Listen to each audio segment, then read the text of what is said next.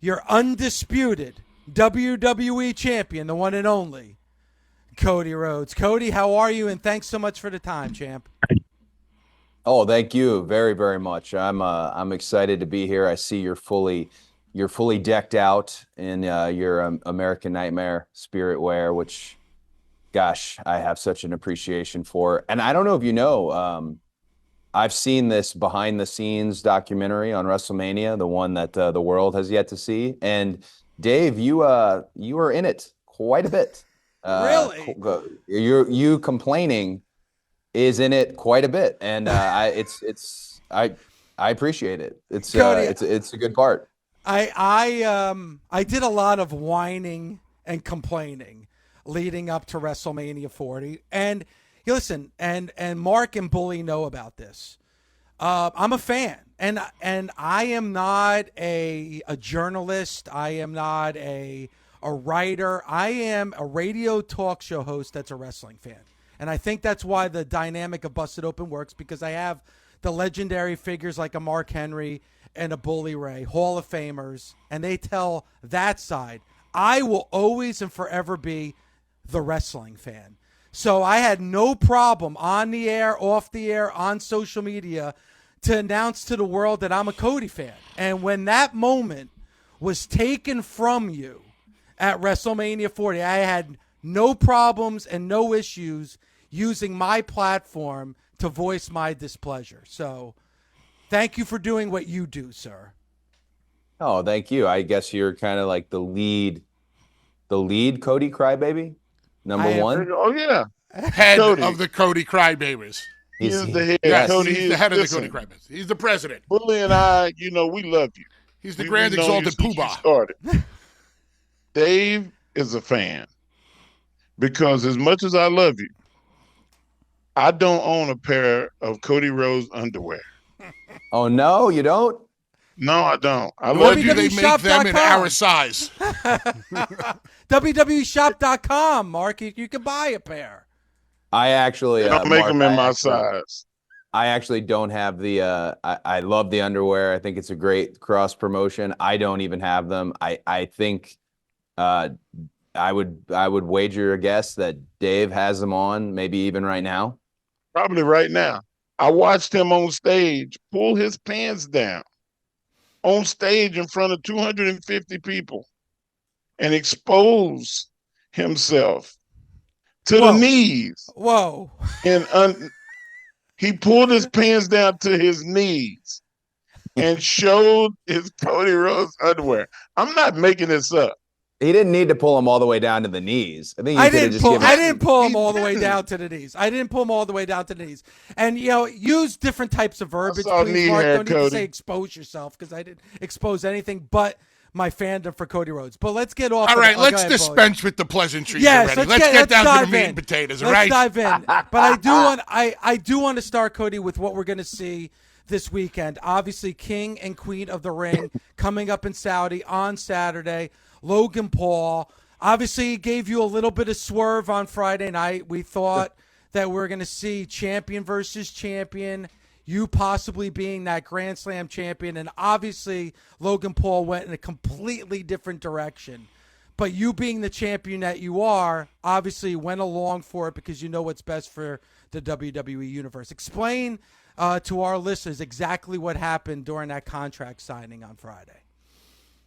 We found ourselves in a situation where I came alone for what is traditionally more of a symbolic contract signing. Most of this stuff gets done behind closed doors, but we're doing this for SmackDown. We're doing this for the television purposes and to have these characters out front. And I can't lie, I laughed a few times just looking over at the complete scene that is a Logan Paul entourage, his videographer, his assistant, I think a bodyguard. There's a bodyguard probably on the floor too. And then his lawyer, the MVP of SmackDown this week, Jim. I think his name was Jim Guillory. Just a classic, Bully will know what I'm referring to here. Classic J.J. Dillon swerve right there in the last minute, whisper of the ear, new contract. And normally when a title is completely taken out of the picture, which is what Logan Paul did. The title being defended at King and Queen of the Ring is only my WWE championship. Normally, I think anybody would be frustrated because we're all chasing titles, we're all chasing accolades, but this is the top of the pyramid for WWE. Just objectively, this is what sits at the top, and everything else is beneath it. And Logan not taking his title out of the equation did not make me near as mad as it would have had this not been the prize on the line. And again, the Grand Slam championship eludes me, but I got time left on the contract. I can seek it out as I go. Cody, good. I'd love to ask you about the month leading up to Mania. Mm-hmm. Take me into the four corners of your mind. What was it like sleeping at night? What was it like dealing with things on a daily basis on a professional level? What was it like dealing with the uncertainty of what was going to go on and the finality of things? How did you keep it all in check? Well, we're talking probably the most manic month of my life, in a sense of being so high and so excited and so filled with just inspiration for what might happen, to a complete low, this is the worst case scenario. Again, we talked a little bit about that behind the scenes documentary, a little spoiler for it. One thing that is revealed in that documentary and might put things in a different perspective for people is I found out the possibility of The Rock versus Roman Reigns the day of the Royal Rumble. And I had to leave that room, head up, and make sure no one knew what could possibly happen. And probably one of the more difficult days I've ever had in the wrestling business, but also how can you complain when you're winning the Royal Rumble, when you're pointing at the sign, when, over 20,000 people in Tampa, it was such a high, such a low. But I'll say this about the month leading up to WrestleMania 40. You try to create these ideal situations for yourself as an athlete. Today, like, the athletic side of the industry has gone even further up in terms of getting the proper sleep, getting the proper hydration, the aminos, the nutrition, dialing in for the big shows, all this stuff. And I just couldn't catch a break when it came to the ideal circumstances. I was just talking to Brandy about this morning, but my bus a few days before WrestleMania becomes a giant fireball out in the parking lot. Had to bring in a new bus for me. I'm sleeping in a bunk that was for a band. I don't even know. It was just I was not going to be presented with the ideal circumstances. And I had given in to that. I had conceded to that before WrestleMania because I just had this feeling, even all the way back to the Royal Rumble, I had this feeling that it was going to work out. And a friend of the show, DDP, who's on Busted Open on the regular, he had said the best thing, but also one of the worst things I'd ever heard. He said, no matter what happens to you, it will be the best thing that happens to you. And I hated it because I'm thinking, well, if it's the other thing, I don't know how that works. But somehow he was right, and that was a good thing to hear in my head throughout that month. Cody, you just had a little interpretation about saying being the top of the pyramid and everything being beneath you or being below you. Doesn't necessarily mean that you're, an elitist, that you're looking down on anything. When you still not comfortable with being the head of the snake. I think the moment that I get comfortable with being at that spot would probably be the moment that I am different as a performer and competitor. I think, and I've said this a few times. I thought maybe after WrestleMania 40, I'd be full. I'd be full. I did it. This thing that I wanted to do since I was 8 years old, that I promised my dad that I could do, I'll be full in my heart. And I was for the celebration in the ring. And I'm not kidding. The moment I'm walking up and I'm trying to make eye contact with every person I can who came there and supported me, and that's a lot of people. The moment I walked up the ramp, I was already thinking of, okay, how do we make this the greatest title run? And we're coming off one of the greatest title runs in all of sports. I think that's just the sickness. You've got it, Mark. Bully's got it. When you love it, you want to keep the party going. You don't want the night to end. So I've tried not to get comfortable with the spot. This is something that I've heard Bully discuss on the show before. The moment I get comfortable with the spot, I think the wrong side of me comes out. A lot of people might think, hey, I've got it all, right? I'm filled with happiness, and they're not wrong, but also when I get going, every now and then there's a promo that's under the promo, and it's filled with anger, and it's filled with, like a quest for something and a chip on the shoulder. And I fight with that in the media, in interviews, just like this one. I fight with that in the ring, in promos. Every now and then it comes out, and that individual does not look like a comfortable individual. Good. Bully Let said, your hate flow through. You changed it. You changed it, Cody. Bully said the real side of you. He said the heel in you. Yes. Like, so you fight it. You just explain. Come on, give me more of this, man. Mark, I don't want to blow Cody up, but Cody hates everybody. I don't. You hate everybody. No, I don't hate everybody. I don't even hate anybody. I got a group chat with a bunch of different wrestlers, and all wrestlers ever do is bury each other. That's just what we do. We get in the car, we bury each other, we get in the tech. And my rule of thumb, whenever we bury somebody too hard, is we've got to say something nice. Say something nice now. It's a whole thing I do. So I really, Bully, I don't dislike anybody. I don't hate anybody. When I say there's some anger underneath, it's just an unexplained passion. I don't know where it comes from. I think my mom's side of the family, I don't know what it is, but I struggle with it on the regular, just because here's what happens. And I found this out with the WWE Championship, and Triple H told me this would happen. It's not fun and games for everybody else anymore. And, they want you to be successful. They don't want you to be that successful. It's not it's not fun and games for them. Oh, hey, we're going to do a title match and we're going to shake hands. I thought AJ Styles and I would just have a classic handshake, hug, two Georgia boys, and I could feel his resentment towards me. And I can feel Logan Paul's dislike of me. And it makes you uncomfortable. Again, that's where you wrestle with it. Like, oof, this could come out any moment now, Cody, can you give Dave some of that where you say something bad, but you say, you know what, you got to say something good too? Well, if you're going to say that about Dave, what would you say? What's negative about Dave? He would never say anything bad about me. There's no reason to say anything bad about me. I don't see. I have on record said a lot bad about Dave. Behind closed doors, said even more bad. In my phone, he is listed as Bully's co-host still to this day.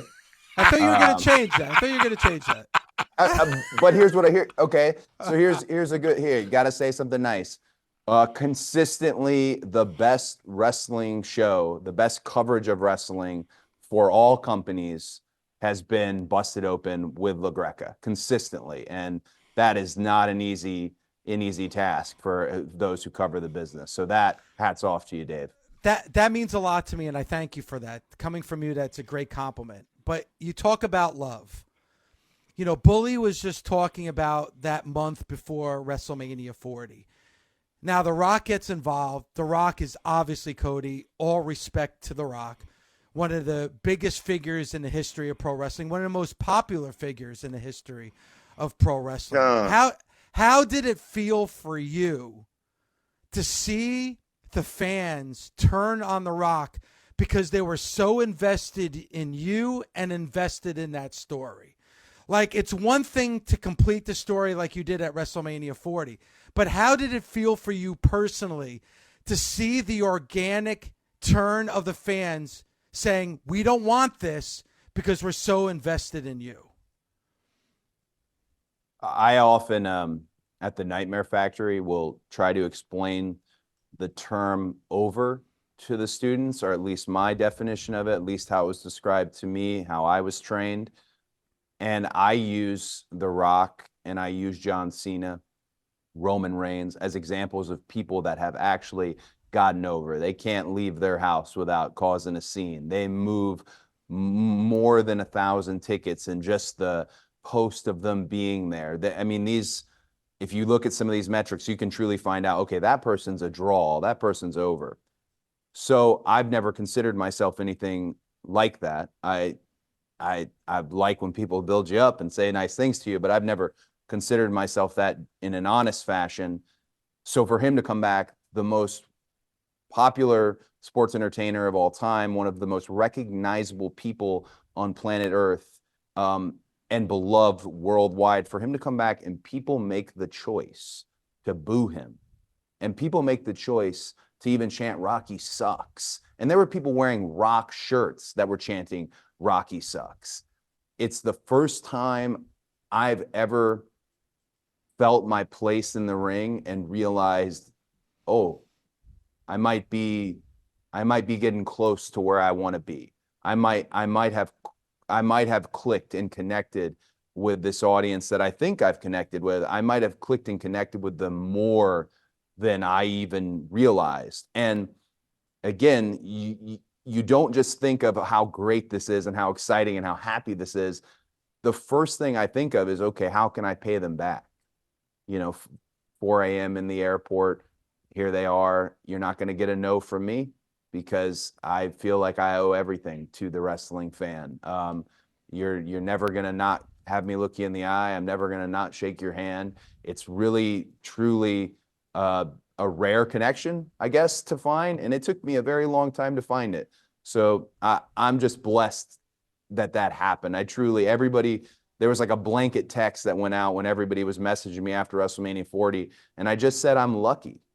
I'm lucky. I'm incredibly lucky. And I do feel that way. And yes, Bully is right. There's a little ego underneath it all, right? There's a different feeling than just feeling lucky, but the predominant feeling is grateful and lucky.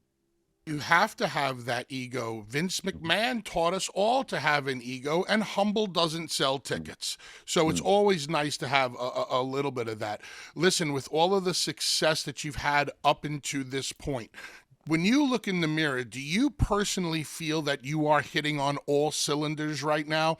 Or is there an aspect of your game that you still feel you need to bring to the forefront?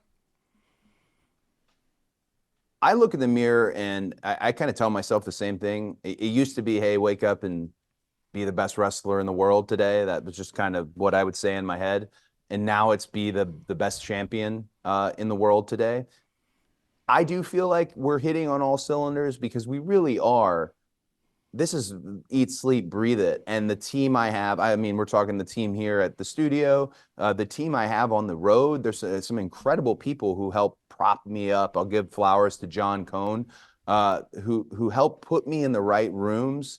Nick Khan has been such an exceptional leader. Clearly, Triple H and I have a really unique player-coach relationship that I would have never anticipated, him calling the plays and me being able to run them. I do feel like I'm hitting on all cylinders, but it's just like your high school football coach, or even when you were younger, it's just like a coach will tell you, there's always somebody out there who's perhaps getting up 5 minutes earlier, who's perhaps doing a couple extra reps on the bench.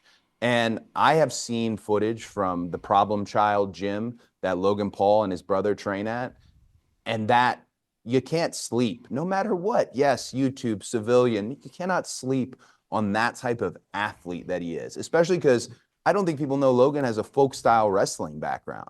I was looking into this guy knowing, if a fight broke out at the TV hotel bar, shockingly, he'd probably be one of the guys to win.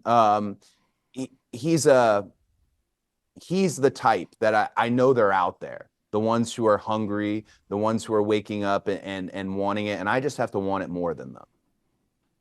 Cody, I don't want you to apologize for greatness. And there is no such thing as luck. Luck is a byproduct of hard-ass work, sacrifice, and putting yourself in a position for success. Then they call it luck. It's fucking work. And you're not going to go to the dark side. This is not, I'm not Palpatine. Bully is not Palpatine when we tell you that you embrace the fact that you're great. We went to these signings and we get nickels and dimes. If you do a signing, there is nobody else. It's just you. You sit in the room, they bring all the stuff, and you make a mint. You don't have to apologize for that shit. You Cody Rhodes. Mark, I feel it, and I'll tell you this. One of the reasons I liked having Arn Anderson around me was the same reason I would have loved to have my dad around me, because I'll tell you I'm lucky, and I'll tell you how hard I work, and I'll tell you how grateful I am, and that is true. But it was nice to have a guy over my shoulder say what you just said. Say we're not apologizing for greatness. Where mediocrity loves company, and we're not joining that company. Like it was nice to have that voice in your ear. It was something I actually missed when Logan and I were doing this contract signing, to see him flanked by so many people. I don't know, maybe I'm looking for the classic wrestling manager to join me on this title reign. And I don't know who that is or what that is, but it just felt like I wouldn't mind someone to holler the stuff that you just did. Dave? Cody, one thing I have to ask you is, coming back to Jacksonville on Friday. First, I love the reception. In 2024, it's difficult to have everybody cheering the baby face and booing the heel, which is exactly what's happening with this story leading to what we're going to see on Saturday with you and Logan Paul. But, I look at Jacksonville, I think of the home of AEW. You're one of the founding fathers. Bully, Mark, and I were talking about it at the beginning of the show. In a lot of ways, the foundation of that company. Do you still have an eye on AEW? Well, I think I'll always have an eye on it, because it's just not something you can abandon in your mind, in a sense of, hey, me, Matt, Nick, Kenny, Tony, Brandy, Bernie, Chris, Dana started this thing, especially if you were in those initial meetings. So I'll always have an eye for it. I could never just pretend it's not there anymore. And Jacksonville is a funny place, because always when WWE comes to Jacksonville, people ask, like, hey, how do they respond to you here?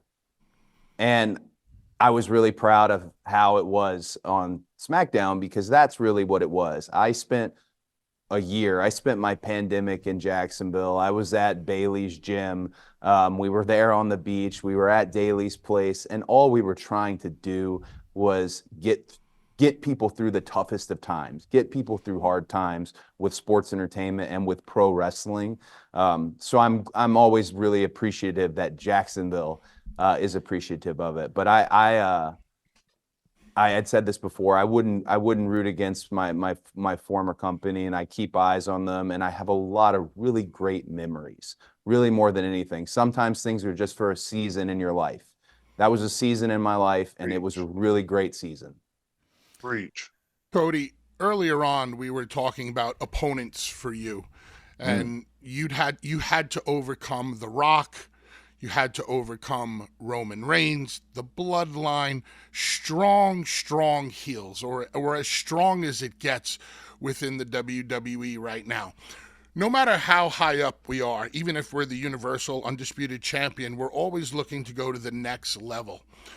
I don't need a specific name, but can you describe to me what type of adversary, what type of heel Cody Rhodes needs right now to continue your journey and to get to the next level? It's a great question, and I think the question for me is more, what type of matches would define this title reign differently than the last title reign? The last title reign, very similar to a Nature Boy Ric Flair. getting there to the edge of the mountain, and then the numbers, the bloodline, the shenanigans, the Mr. Heymans. There was just this there was a specialness to it for sure, a spectacle.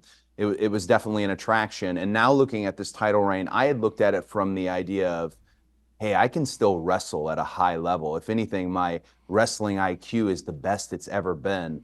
I want to have solid wrestling matches.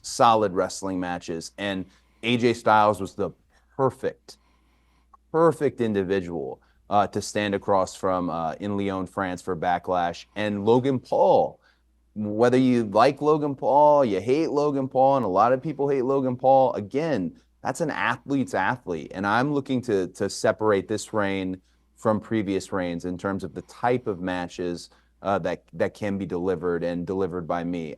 I don't know how long all this will last. But AJ is probably a really great example. First time ever situations are always a blessing. He's probably a really great example of somebody who I'd like to test my mettle against. And I'll give you another one because he snuck a win over me. And I've only lost less than 5 times in WWE. But that was Drew McIntyre.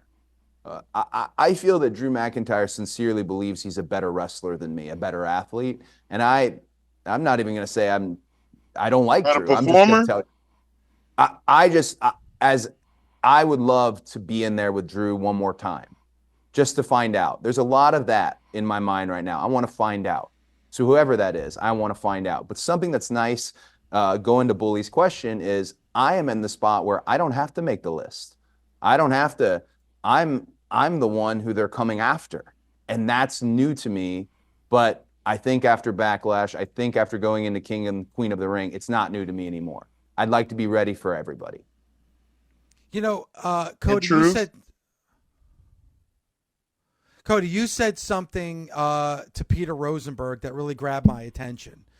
And you talked about the Attitude Era, and you said you kind of have a love-hate relationship with the Attitude Era. I kind of feel the same way. I think a lot of fans look back at the Attitude Era as this like mythical time period in the history of pro wrestling. It was great. There's no doubt about it, but I feel like everything's compared to that era. But when you look at the era that we're going through right now, by far, I feel like on a financial level, I mean, WrestleMania 40 being the biggest example of it. Like, don't you feel now we are hitting a new golden era in the WWE that in a lot of ways can or maybe will surpass the Attitude Era? I actually think we've been in the era for maybe 2 years or maybe just a full year of it, in terms of all companies and how we look at our industry, and does it cross over into the mainstream? What demographics does it hit? What boxes is it checking? I love the Attitude Era. Get me a deal of whiskey and we'll sit there and I'll laugh and enjoy it, and it's Crash TV and it's amazing. And they were electrifying audiences. The connection that the characters had. If you look at the Attitude Era, everybody was over. The lowest guy on the card was coming out to get a big pop. I think it just put us in a place when we were coming up and we were training. This is me at OVW, which I'm so excited. I'm going back to Louisville soon. This is me at OVW. We were only compared to that. And for me, I no longer have the hate side of the love-hate relationship with the Attitude Era because of what happened with The Rock. My dream really came true. Here, the absolute definitive Attitude Era player returned, and they wanted someone from this era. They wanted somebody now, and we were able to actually juxtapose against each other. And I didn't anticipate that Rock would become this potential opponent for me, but it's a match kind of made in heaven in terms of our different outlooks on the industry and what the industry has become now versus what he thinks it can be, and that comparison. But one of the things when I talk to Peter, and I really believe this, old school guys only measure it by the bottom line. And that's something that I've been really proud to say. Every time Triple H is up there talking about a record gross, talking about breaking merchandise records, that's just something I'm really proud. And when I gave the post-tour toast when we were overseas recently, that's what I said. I said this was the biggest Arena Gate and company history, we get to attach our names to that. Our names are on that. That, when little kiddos grow up to be the next David LaGrecas and they're doing podcasts, I just am excited that we'll have that and somebody can then break that. What Wow. did The Rock put in your hand? It's a good question. Dollar? Was it a gentleman's bet? It wasn't $1. It was certainly more expensive than that. I tried to make a positive overture, an olive branch to The Rock and the $7 team, because I have an immense respect for what they've done. They've set the table so that I can eat at it. He did not feel that that was a positive overture and handed it back to me. That's the best I can give you, Bully. But I was pretty heart-stricken over the fact that it came back. But if anything, again, like Triple H told me, it's not fun and games for these guys. They're coming for you. And you either get ready or you don't.